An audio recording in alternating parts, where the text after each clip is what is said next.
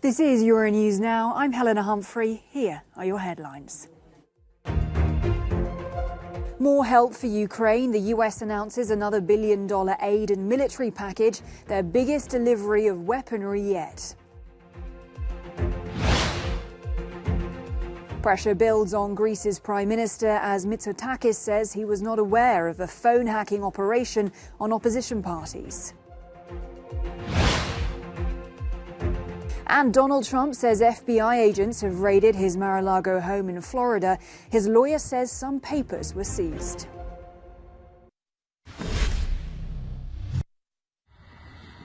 The Pentagon has announced $1 billion worth of fresh military aid for Ukraine, including additional HIMARS rocket systems that have helped Kyiv's forces attack Russian troops far behind the front lines. It's Washington's biggest tranche of aid so far, bringing the total amount to $9.8 billion. We are working around the clock to fulfill Ukraine's priority security assistance requests, delivering weapons from the United States stocks when they are available, and facilitating the delivery of weapons by allies and partners when their systems better suit Ukraine's needs. In Ukraine, the shelling goes on. One of the latest strikes by Russian missiles hit the Donetsk town of Kramatorsk. We were sleeping. At 2:15, there was an incoming missile. The windows shattered, and that's it. We went out into the street and we saw a big hole in the garden. There was a garden here. It was possible to collect everything, to do conservation, but there is nothing left. Planning ahead, the UN's revised its humanitarian appeal for Ukraine before winter arrives, increasing it from $2.25 to $4.3 billion. Our humanitarian colleagues warn that during the forthcoming winter, the situation can deteriorate as more people will be displaced from areas with limited access to gas, fuel, or electricity. Supporting them is a priority. Meanwhile, Russian state television has released footage showing the aftermath of Ukrainian shelling in Donetsk. Separatist authorities claim 2 locals were killed and 5 more were injured.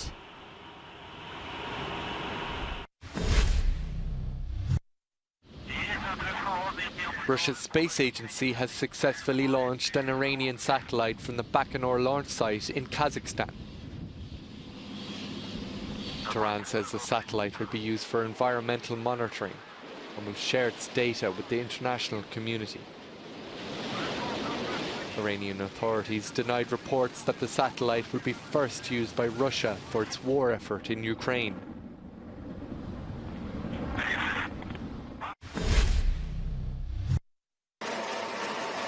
It's a scandal that has rocked Greece.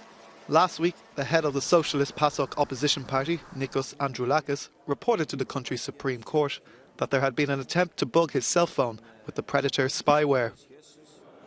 Prime Minister Kyriakos Mitsotakis maintained his line that he was unaware of the phone tapping. In a speech to the nation, he reinstated that his hands are clean. The National Intelligence Service underrated the political dimension of this particular action. The surveillance may have abided with the letter of the law, but it was wrong. I had no knowledge of this, and if I did, I would never have allowed it. The head of Greece's intelligence service has since resigned, with Mitsotakis calling for a complete overhaul and review of the department. An elected MEP between 2014 to 19, Androulakis said on Friday he had learned intelligence services listened to his conversations in late 2021, but he did not disclose his sources.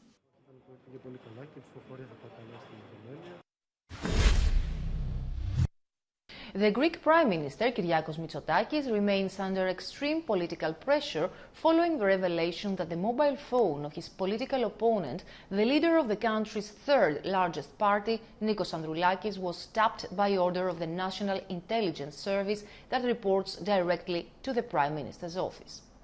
The revelations led to the resignation of its intelligence chief, but also his own top aide and nephew.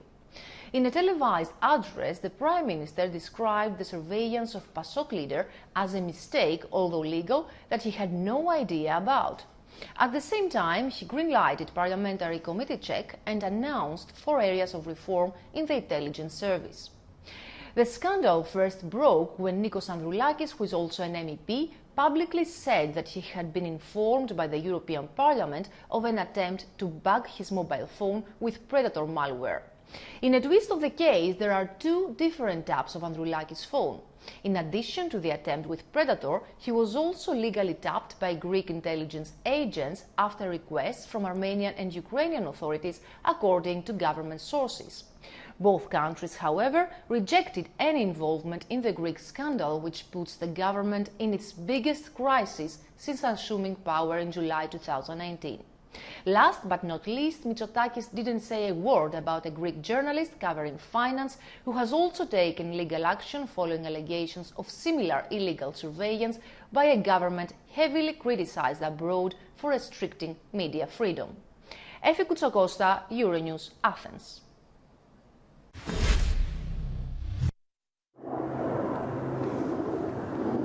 Burning for more than 4 days, with more than 600 firefighters on the ground and 1,000 hectares scorched. A wildfire in Portugal's Serra da Estreua National Park continues to burn out of control. We are using the necessary and recommended strategies at all times. We are using heavy machinery, crawler machines, military equipment. We'll use everything we have at our disposal to resolve the situation. In central Spain's Avila province, after weeks of battling raging blazes there, authorities are now looking at vegetation and fuel management, with the hopes of preventing future disasters as the climate inevitably warms. Firefighters in the south of France are lighting tactical fires to contain blazes, as more than 3,000 people in the Aveyron region are forced to leave their homes. And in western Serbia, more aircraft has been deployed to tackle wildfires there, as hot winds in the country's south fan flames for a third week, and firefighters in other areas begin the prevention process.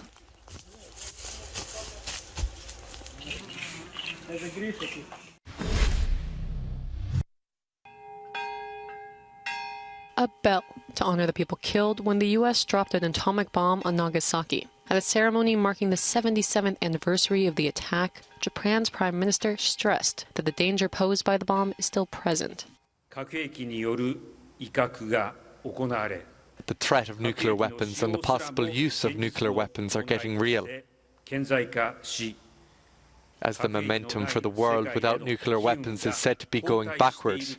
I continue to appeal against making the same mistake with nuclear weapons.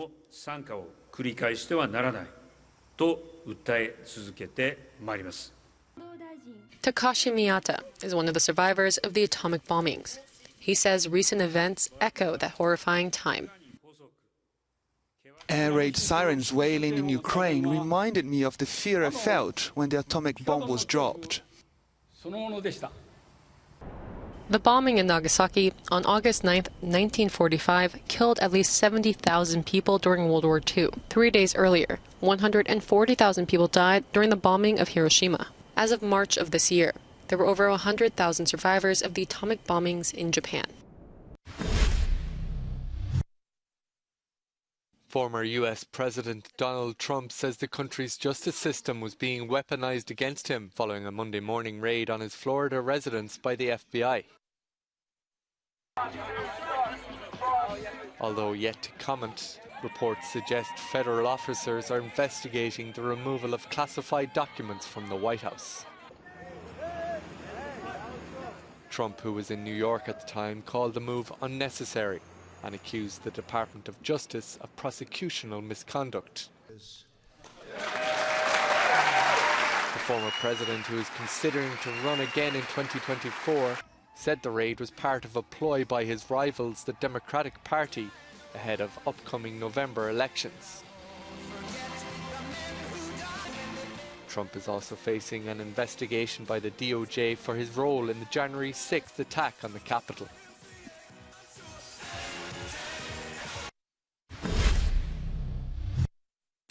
These are dark times for our nation. The statement by Donald Trump after the FBI raid of his Mar-a-Lago home in Palm Beach, Florida. The former US president said in a statement that these raids amounted to a weaponization of the US justice system. And he says that America has become corrupt at a level never seen before. Now, for many people, these words have evoked memories of Donald Trump's call to his supporters before and during the US Capitol riots on January the 6th last year.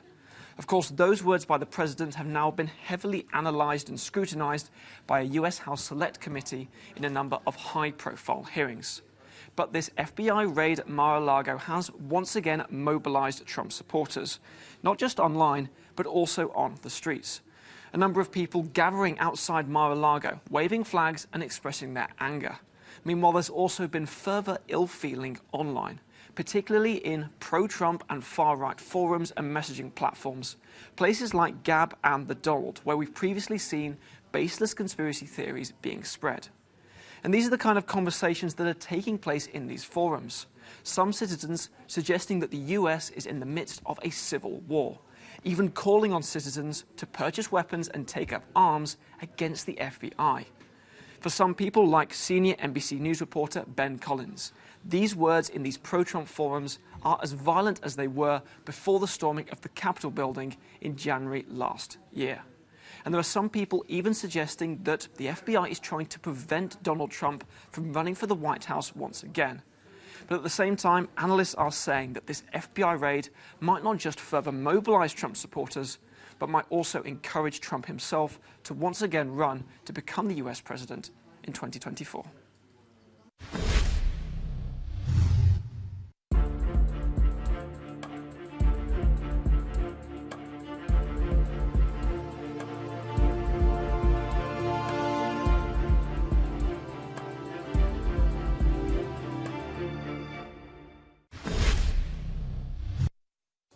Kenyans are heading to the polls in a crucial election as outgoing President Uhuru Kenyatta prepares to hand over power. Now, the race is a tight one, seeing two candidates out in front, the Deputy President, William Ruto, and veteran opposition leader Raila Odinga. So what are the key issues on Kenyans' minds and who might have the edge? We can bring in Fergus Kell now, a research analyst at Chatham House's Africa programme. Fergus, great to have you with us on the programme. What are Kenyans looking for in their next leader? What are the issues, the concerns that they want and need tackling? Well, I think the pivotal context for this election is that it's occurring around the cost of living crisis for Kenyans. So inflation has risen to above 8%. There's a particular challenge there in terms of the rising costs of daily essential and food staples. So unga, which is maize flour, a staple of the Kenyan diet. Fuel costs as well have been significantly higher, and the government has already introduced subsidies on these essential goods, on maize flour in just the last 2 weeks and on fuel back in 2021. But it's also in a very tight fiscal situation in terms of the national debt, and it's in the middle of an IMF credit facility worth over $2 billion US, a condition of which is the eventual removal of those subsidies. So the candidates are in a really tight position in terms of the promises that they can make to the electorate. We do have to point out that both of these candidates who appear to be out in front are veteran candidates. And you do have to ask the question, are they interesting to the youth vote, for example, who are particularly affected by these economic issues which you just mentioned? I think you're absolutely right that they are veteran candidates. And I think in terms of the youth vote, we have seen some trends in terms of the registration of young Kenyans. So this year, actually, the registration of voters below 35 has gone down by around 5%, despite the overall number of registered voters increasing. I think that points to a trend not just of voter apathy, but of voter frustration. I think it's for many young Kenyans, it's a political choice not to vote in these elections because they are frustrated with seeing candidates that have been at the forefront of politics for a long time and haven't necessarily delivered the kind of change that they're looking for. It's notable as well, I think, that in these elections, there isn't a true opposition candidate to speak of. You have the deputy president who's been in power for the past 10 years, and you also have Raila Odinga who's being supported and backed by the outgoing president ever since prominent reconciliation that they had back in 2018. Ukrainian President Volodymyr Zelensky has praised Oscar-winning actor Jessica Chastain for her support after she visited Ukraine. And she's not the only A-lister to travel to the country. To tell us more, culture journalist David Morrican joins me on set now. Good to have you with us, David. So who's been travelling to Ukraine then? And I guess crucially the question is, what have they been doing? Well, as you said, the Oscar-winning actress isn't the first person to come. There's Sean Penn, who was the first to visit in February, followed by Angelina Jolie, and also Ben Stiller, who met President Zelensky as Goodwill Ambassador for the United Nations Refugee Agency. But beyond these meetings, celebrity involvement also stretches out to fundraising. So to name but a few, Leonardo DiCaprio raised $10 million for support for Ukraine, and Mila Kunis, who was born in Ukraine, and her partner Ashton Kutcher have raised over $30 million for Ukrainian refugees via a GoFundMe campaign that was started in March. But there are also interesting initiatives, one in particular by Liev Schreiber, who also has Ukrainian roots. He co-founded an organization called Blue Check Ukraine, and he spoke about it at the 56th Karlovy Festival, stating that the initiative was created in response to Americans and Westerners' sceptical attitude with regards to donations and whether funds would reach those in need. Now, I do have to point out, sometimes when celebrities try to become humanitarian workers, for example, it can feel a little bit uncomfortable. Has there been any backlash in these instances? There has been plenty of online cynicism, really, with regards to the involvement of Hollywood A-listers, because it can be perceived as photo ops, and stars frequently do jump on these topical bandwagons and tragedies in order to kind of break this impression that they're part of an out-of-touch elite. But in this case, it goes both ways, as President Zelensky has not been camera shy himself, and he's attended several glitzy events that couldn't be more removed from the ongoing conflict, including the opening ceremony at the Cannes Film Festival or even the Grammy Awards in April. And essentially what he's doing is that while these interventions can seem a little jarring initially, his interventions and these celebrity meetings are part of a wider, very well thought out strategy to raise awareness by any means possible. And even if that means using the clout and public platforms of celebrities, it's a way of reaching out to millions and making sure that Ukraine remains in the headlines. Zelensky said so much when posting a picture with Jessica Chastain, saying, "For us, such visits of famous people are extremely valuable." So no meeting is just a meeting. As cold as it may sound, it's a very shrewd outreach strategy that yields results.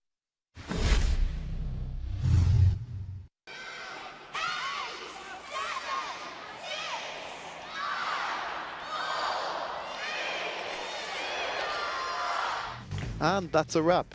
Birmingham said goodbye to the 2022 edition of the Commonwealth Games. Athletes from the 56 countries competing in the event arrived at the Alexander Stadium to mark the occasion. The closing ceremony celebrated Birmingham's ethnic diversity and culture.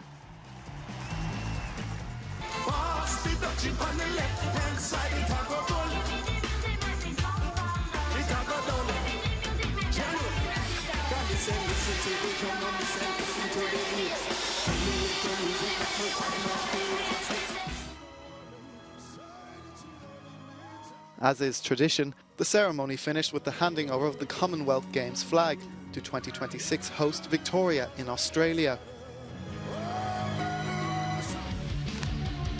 And Birmingham-born rock legend Ozzy Osbourne performed, bringing the Games to an end.